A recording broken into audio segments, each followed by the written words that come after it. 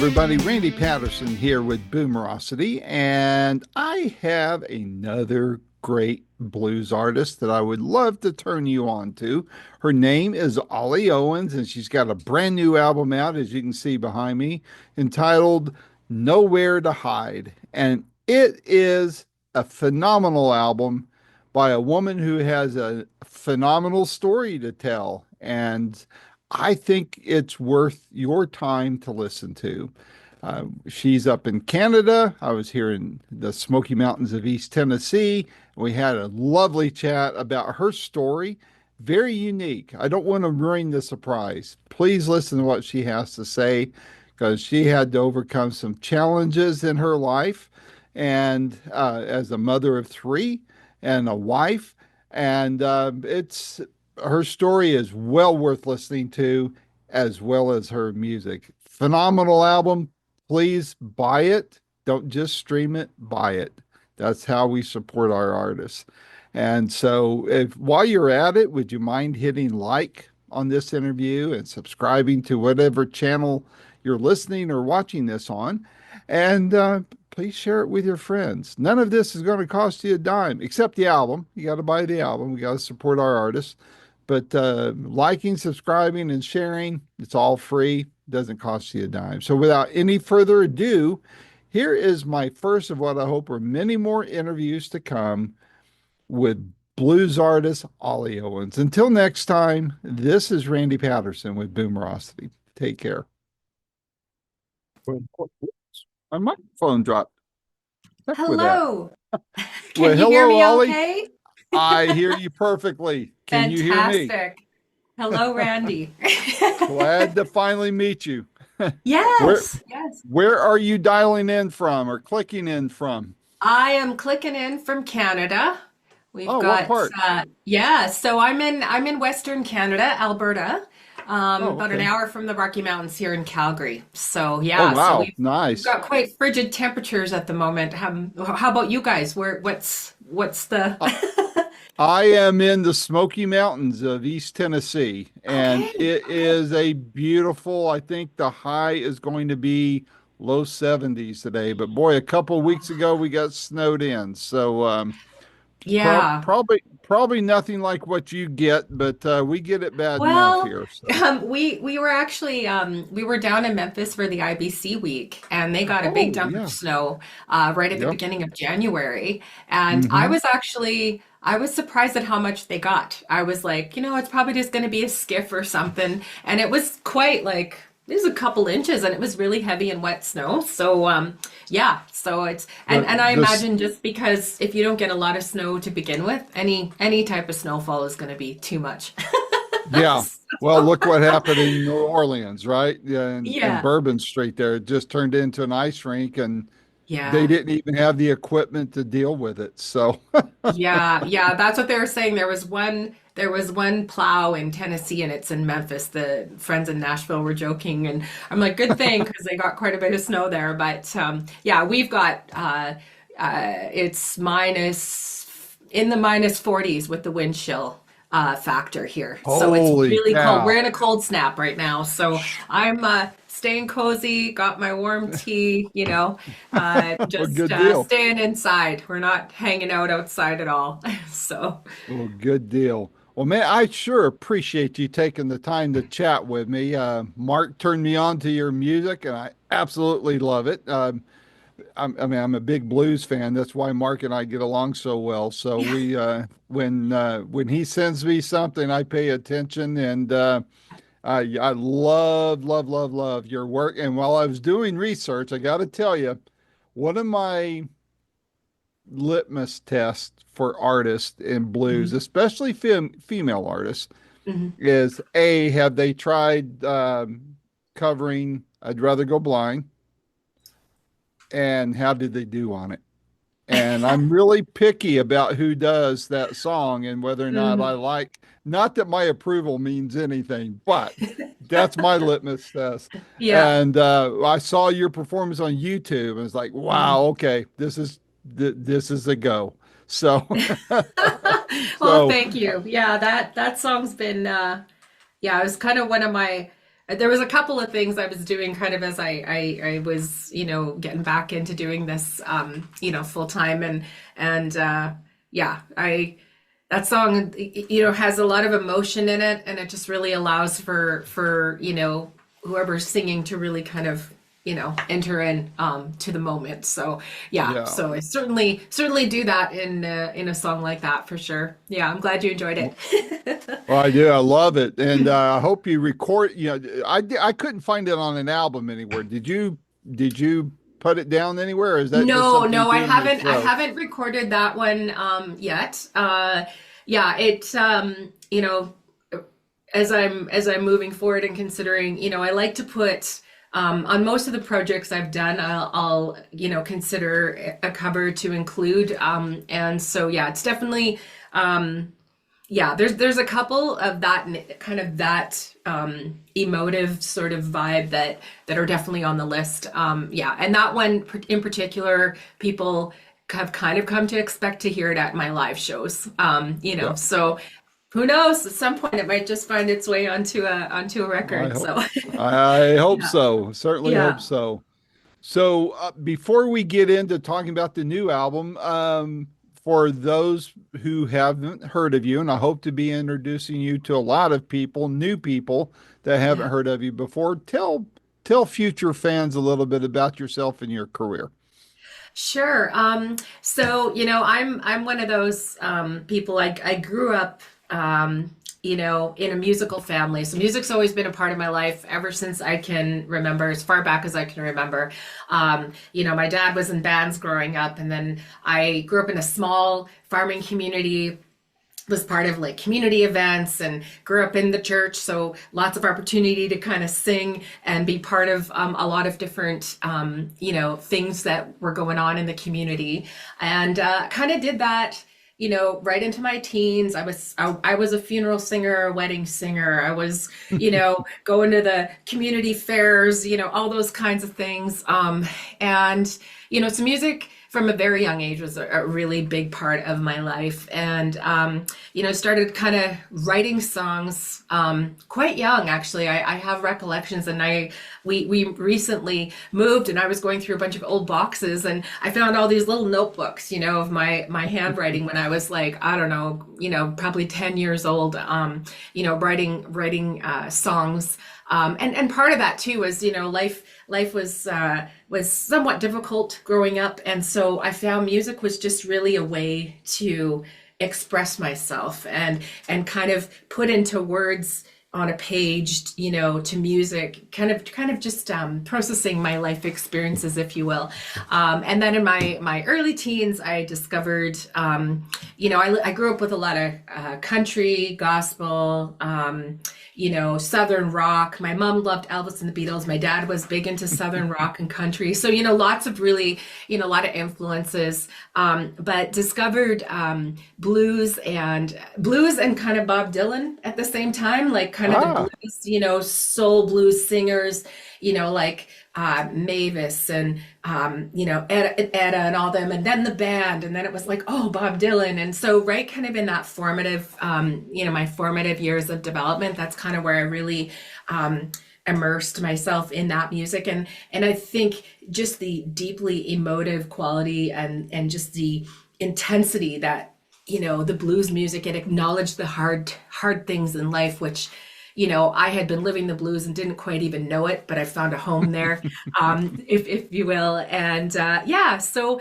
basically, throughout my teen years, into my early adulthood, quite involved in doing music. My husband and I, we met. He's a musician as well, and we met doing music, and that was our thing. And we got together real young and had a family right away. And then things kind of shifted at that point. So we had three daughters within 5 years, and our middle daughter had a cognitive disability, and it was quite apparent mm, pretty quickly. And so then that kind of shifted things for me a little bit. And I had to really think about what I needed to give my time to and what was the priority. And of course it was my daughters, all three, and specifically the middle one, who had exceptional needs. And so at that point, I pressed pause on the formal, musical things I was involved in and focused on raising the girls. And during that time, did volunteer for about a decade doing music therapy in my daughter's classroom, just to Oh, keep, kind of keep that flame, right, a bit right, going. right. And because I think it never leaves you. And I still, for myself, just the situation and the challenges that we were facing in all that, it was a beautiful way to be able to still have that, the music flowing through and Mhm. benefiting, these young students in her classes. And yeah, so that was about 16 years. I took a pause, and then in 2015, I had a really good friend move to our city who was a musician. And he's kind of started nudging me. He says, you should kind of come down to the blues jam. There's this jam every weekend. It's called Blues Sunday School. And I'm like, man, I haven't done that for so long. And, just was pretty reluctant at first, but he was persistent in a good way. Hmm. And then we headed over to that. I started attending it. And I think, I remember the first time I kind of went up and I was kind of nervous and wasn't quite sure what to expect. And we did a couple of songs, and I think I just realized again, just the incredible, that moment when the audience and the person's, the people on stage, there's that connection, and it's affecting people Hmm. in a really positive way.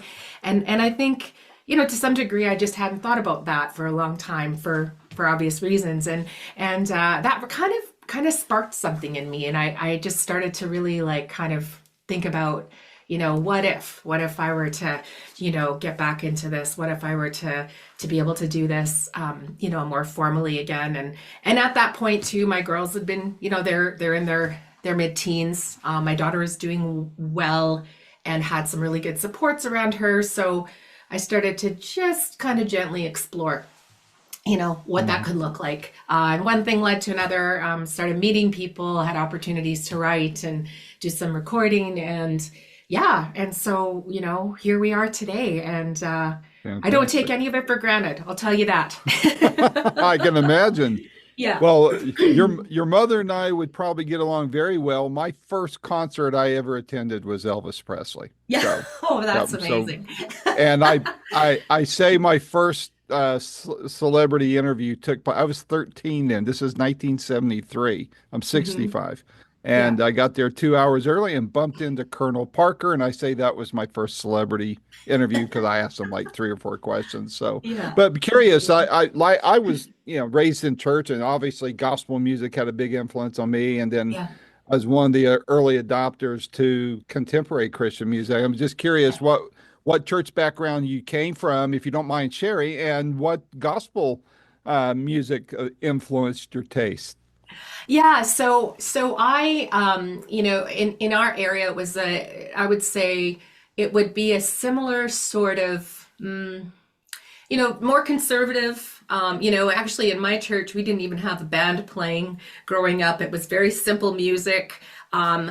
But again, coming from a musical family, we had all the instruments there. And I would Right. say, there was gospel and CCM definitely was influence on me because I was growing up right in the 90s, 80s, late 80s, early 90s where it was Hmm. huge. Hmm.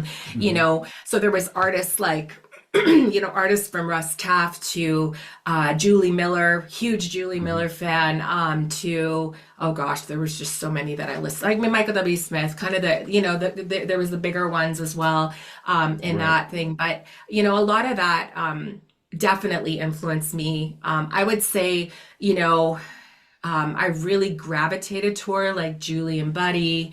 Russ did Hmm. a couple of albums that were just really, there was something about his music too, I think that really kind of, you can see the influences in each of them. And Right. there was just a real emotive quality to what he was doing at that time. And then in terms of gospel, a lot of my parents were kind of into the Gaither stuff and, all Hmm. the, kind of the big everybody getting together and singing all those songs and stuff. So yeah, so I Mhm. mean, it certainly had a fairly big influence on me as well in terms of, what I was listening to. I mean, there was Steve Camp, like all I'm as I'm thinking about it, I'm thinking, oh my gosh, there's like quite a few. But again, a lot of these artists that I felt drawn to, they would sing about life, real things. And it was like, and that I think was why I was so drawn to those particular artists. Mhm. Yeah. And so it's just interesting how all those things kind of come and they, they contribute to what you Yep. end up, doing and writing and, kind of contributing to that perspective, that my particular art is bringing to the world, Yep. But yeah. So tell me about Nowhere to Hide. I mean, I love this album from beginning to end. What got that one going for you? How long did it take you to record it? Things like that. Yeah, so Nowhere to Hide is, we it's interesting because I feel like, as artists, we have a unique opportunity to kind of hold a mirror up to reflect what's going on in our world. Hmm. And I think it's interesting because you know,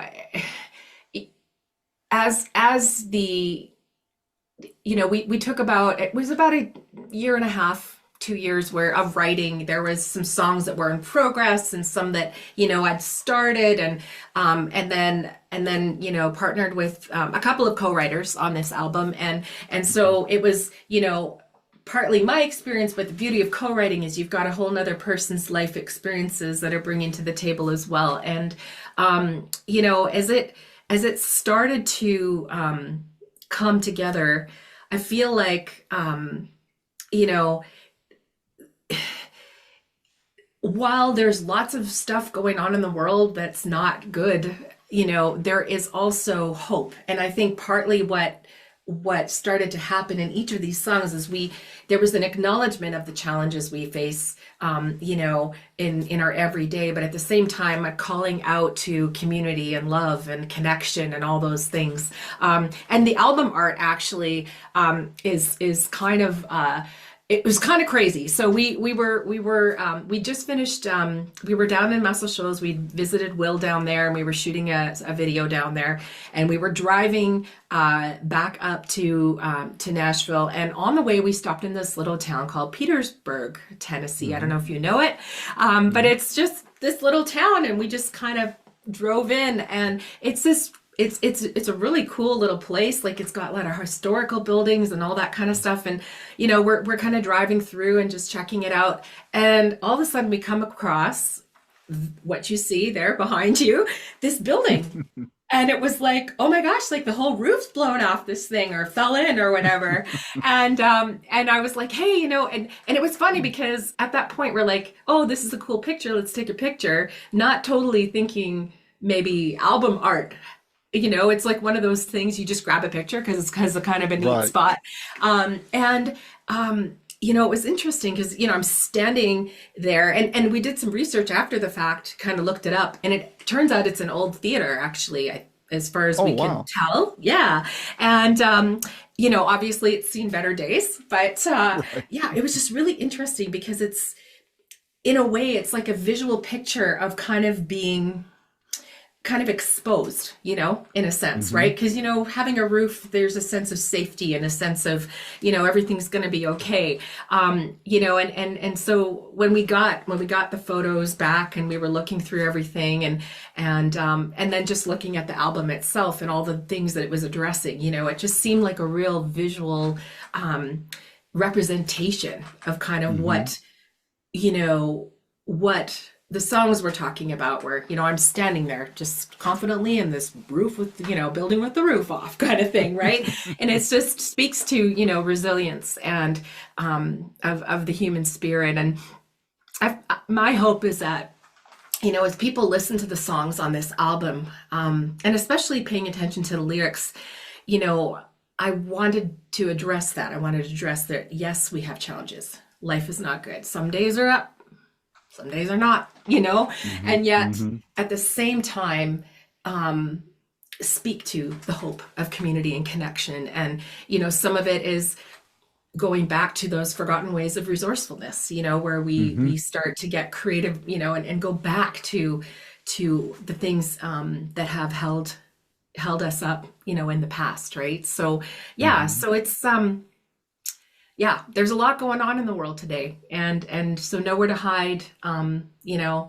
Uh, yeah, the songs just I hope will resonate with people where they're at, and maybe just Hmm. give them a little bit of hope along the way, because life's hard and It, lots of uncertainty, lots of things going that's right. on we can't control, so That's right. I yeah. agree with you. Hmm. Were there any surprises in the making of this album? You had another album before and did Hmm. work before, and I'm, you may have even worked on other albums for other people. What were there any surprises on this album that you weren't Hmm. anticipating, good or otherwise? That's a good question. You know, I I remember when my producer Bobby had talked about who he was gonna, include and bring on. As we're talking about again, what sound do we want? What are we going for with this? As we were Mm-hmm. kind of conceptualizing what we were gonna do, and I remember. Being very excited about him bringing Will on, and of course there's Tommy and Chris, and there's a bunch of incredible people that we got to work with, and I think you know for me, because some of these guys they played on records that shaped me, that I listened to, and you're walking in that you're in the studio and you're doing these sessions with these guys, and I think what really became really special about this particular record is, we did the sessions, but there was a real connection, Mm-hmm.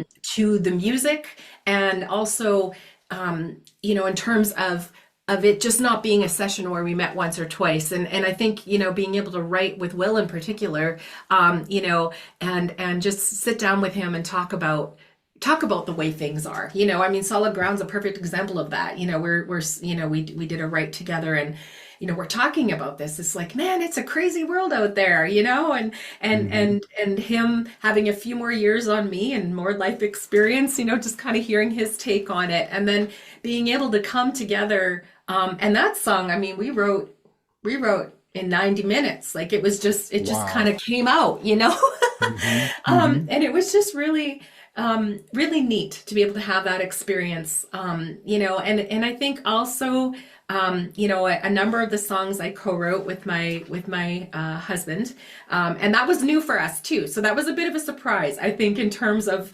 us coming together, because we'd played music together, but we'd never written Mm-hmm. together. And so I think it was really, you know, while we were writing it, we were kind of going through a bunch of big changes and in our life, and it was like we just came together on these songs, and we're able to kind of bring them to life, and so that was really cool. Mm-hmm. And I'm also really and I don't know, to say surprised, but maybe grateful that the intent behind the messages in these songs, the way it came together in the sound, how it's being received, and people are enjoying it and they're listening Mm-hmm. to it. And I feel like, these, what's in my heart in terms of what I wanted to accomplish with this project, it's resonating, and that's really exciting as an artist, when people are listening and they're feeling it, and they're it's meaning something to them.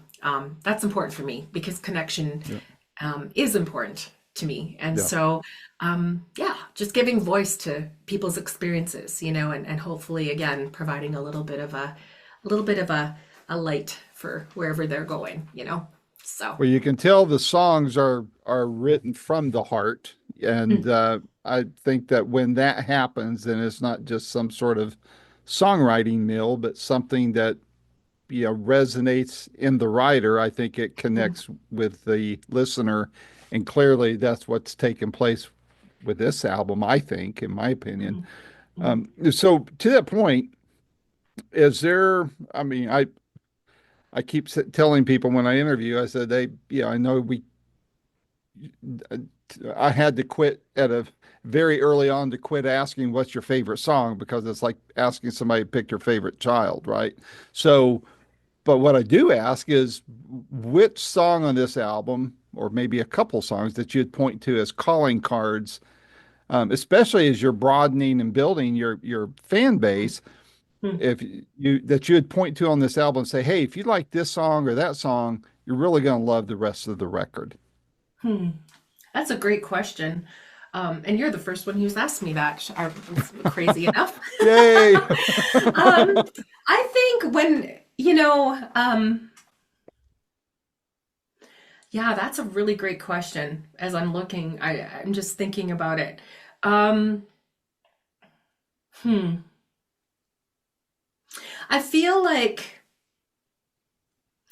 you know, the title track kind of grabs attention. Hmm. Basic, production wise, what we did, how it came together. There's a little bit of this, you know, um, standing up in the face of the stuff that's going on. And so I think to some degree I would say sonically especially and just kind of lyrically what's going on there. I think, I would say that's definitely one that Hmm. I've put forward or sent along to people like, hey, just take a listen to this. And yet there is, then there's songs like Still in Pieces, which is incredibly emotional and, That's one a of bit my more, two. yeah, and vulnerable, right? And just kind Yeah. of really speaking to the challenge in relationship. And so, it's because I think on the one hand, there's this confident sort of, declaration. And yet on the other hand, there's like a trembling sort of, man, this is hard, and we're holding space, right? So, Hmm. um, yeah, it's a tough one, but I probably the title track would be one. But on Hmm. the other hand, if they want to really kind of, you want to make sure everyone kind of knows what they're what they're getting into, Hmm. then there's that one too. Yeah. So yeah, and then Love You Better, it's just a bit cheeky and kind of fun and a bit rock and Yeah. roll.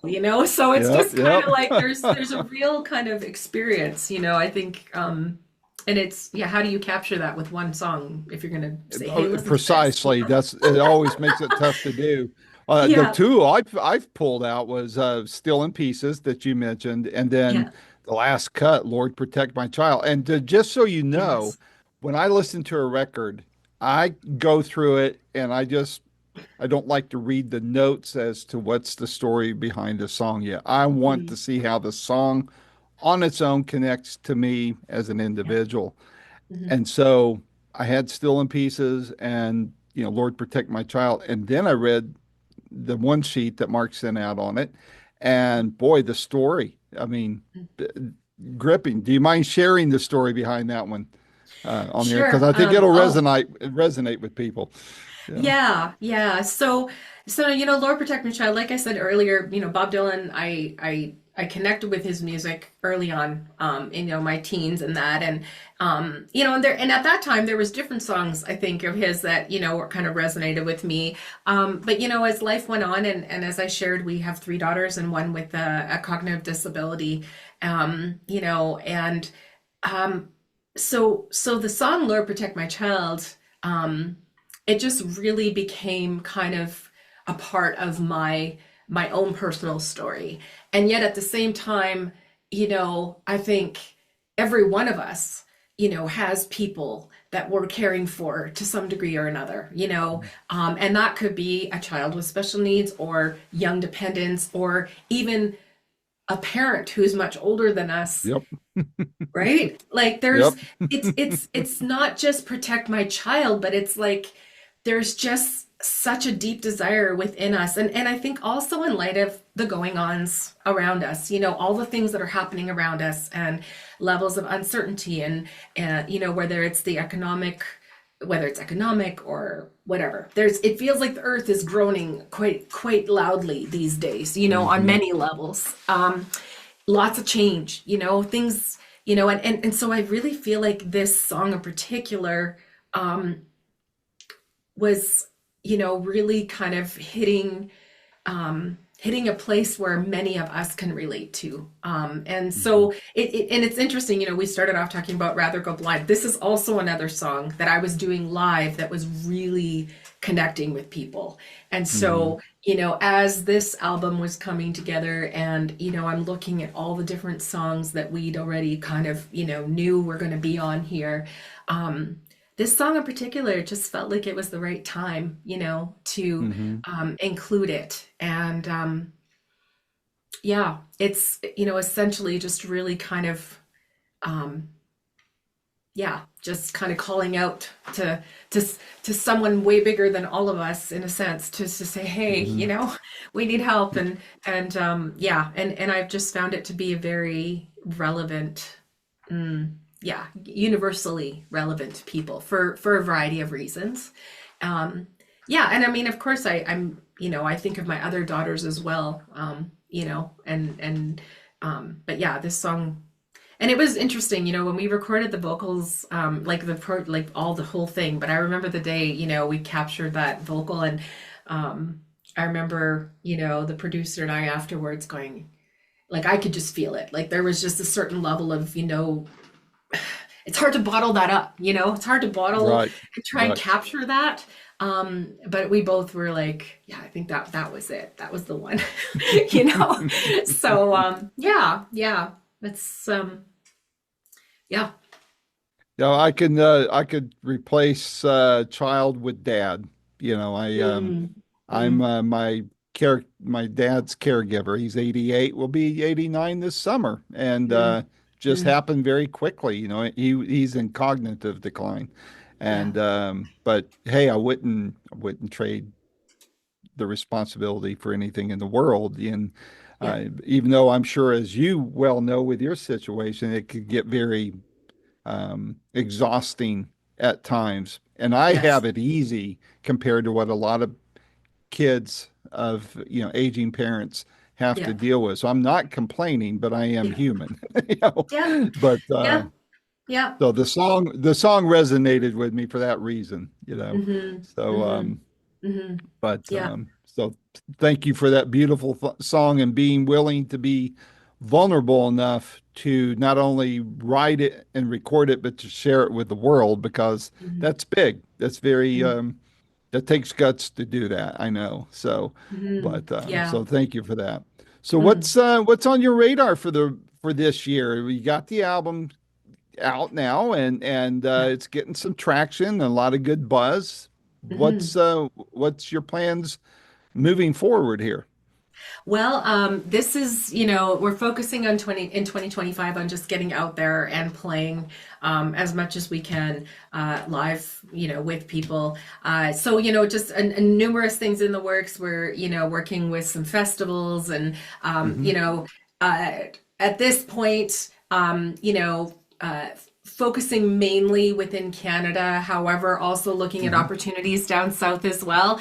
The logistics for artists from Canada touring in the US, there's a few things that we need to have in place. And so we're working on that as well to secure, Hmm. all the permits needed to come down, because most definitely planning to get down into the States, whenever and wherever we can. Yeah, just to Hmm. continue to promote, this particular album. And of course, still, working on writing, continuing to create, more songs and more material for release down the road. But yeah, Hmm. this year, really planning on getting out there. That to me, I would say, the studio is great, but I love being with people. I love that, the real in-person energy and exchange. There's such a beautiful exchange when you can share all this with people. And so that's Yep. definitely my sweet spot. So that's the Yep. goal this year, and doing that in a variety of formats, because nowadays, touring with big groups, big bands is there's challenges associated with that. So Expensive. yeah, it is. And so, for myself, really just being ready to do it, whether it's just me or me and one other person or me and the band, I mean, whatever, just really kind of focusing on getting out there and sharing this, and more, with all the opportunities that come along. So yeah, so it's been really great. Again, just so thankful, for opportunities like this to sit and talk a little bit, more in depth Hmm. about the project, and yeah, it's again, something I don't take for granted. Every time, I get to do a chat like this or get on that stage, it's an opportunity to share something that is really meaningful to me with other people, and that's always a beautiful thing. So, yeah, Well, good deal. I do hope you make it down this way, especially into East Tennessee. But yeah, I'll, like I said, I fell in love with your work right away as soon as Mark made me aware of it. And I'll just say now that my door is always open to you and your husband. If your husband wants to get on and chat about the music as well, hey, have you both on. And sure. in the meantime, I pray blessings on you and your family, and as you guys continue to grow and move forward and adjust and take on the challenges as they morph into different challenges, right? So For sure, it's for sure. but I hope you can make it this way. And I mean, Mark's what 3 hours down the road from me, so surely you'll be somewhere near Mark, and then I can Yeah. come down and see you guys as well. So, Yeah, yeah. Oh, that would be but wonderful. Thank you so much. Yeah, and yeah, it could be fun. My husband is quite a great guy, and I'm sure he'd have some fun perspectives. Writing with your spouse. There's ups and downs to that too, right? So I'm sure if there's ever a chance to talk about that, he'd be game for that. So yeah, for sure. oh, Well, that'd be definitely fun. stay in touch. Yeah, yeah, All righty. awesome. Well, Thank you well, so good much. luck on everything. I know it's going to continue to do well and your fan base growing, and Mhm. I look forward to talking to you again down the road. Wonderful. Thank you so much, Randy. Appreciate you All right. having me. Likewise. Take care and have a great day. Yeah, you too. Bye bye. Bye. This has been another stellar episode of Boomerocity with your host, producer, and friend, Randy Patterson. The theme music is Roll the Dice by our good friend Quentin Hope, and all rights reserved and used by permission, of course. Post-production is done by Cardinal Sins Productions. The Boomerocity name, logo, and content is copyright protected, so all segments may only be used with written consent by Boomerocity and or its assignees. You should direct your inquiries to input@boomerocity.com, and the copyright is 2025.